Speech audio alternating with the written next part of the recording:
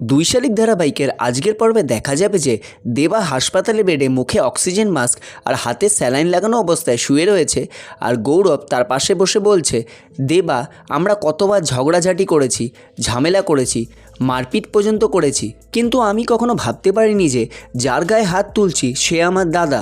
কিন্তু আমি কখনো ভাবতে পারিনি যার গায়ে হাত তুলছি সে আমার দাদা। আমি না, আমার মনে হয় মানে আমি যে পিয়ারকে তো আমার ছোটবেলাটা নষ্ট করে দিয়েছিল, কিন্তু আজ বুঝতে পারছি শুধু আমার ছোটবেলা নষ্ট করেনি, তোমার ছোটবেলাও নষ্ট করে দিয়েছে। তুমিও তো সেই একই দলে। একটা মানুষের পাপের জন্য আমাদের দুজনের ছোটবেলাটা জাস্ট নষ্ট হয়ে গেল। একসাথে ছোটবেলার খেলাধুলা, মারপিট, কিচ্ছু করলাম না।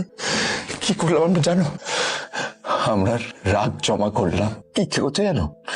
ইচ্ছা করছে তোমাকে এক্ষুনি ছাতা বাড়িতে নিয়ে যাই, কি সবাইকে বলি তুমি আমাদের ফ্যামিলি মেম্বার, তুমি আমার দাদা।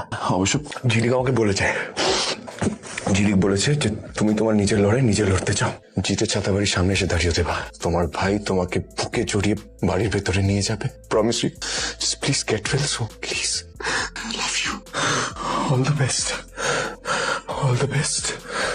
তো বন্ধুরা, কি মনে হয় দেবা আর গৌরব কি এবারে একসাথে মিলে পিয়ারকের কাছ থেকে এসবের বদলা নিতে পারবে? আপনাদের মতামতটি কমেন্টে জানান। ভিডিওটি ভালো লেগে থাকলে একটি লাইক করে দেবেন, আর এই রকমই আরও আপডেট পেতে আমাদের চ্যানেলটি আজই সাবস্ক্রাইব করে নিন।